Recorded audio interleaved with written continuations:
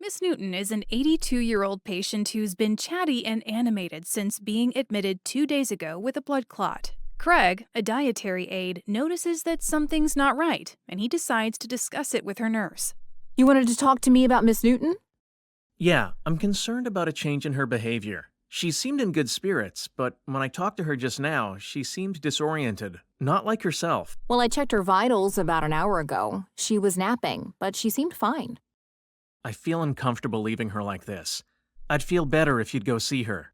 Well, when you put it that way, that does sound concerning. I'll go check on her. Thanks, Craig. Let's recap what went well in this situation. Craig felt empowered to speak up despite not having a clinical background. At no point did he question Brenda's professional judgment or her ability to do her job. He used the keywords, specifically saying that he was concerned. By the time he said he was uncomfortable, Brenda recognized the cuss language and knew to pay attention. You can feel empowered to use cuss in any situation where patient safety is threatened, no matter who you are or who you're talking to, and even if it hasn't gone so well in the past.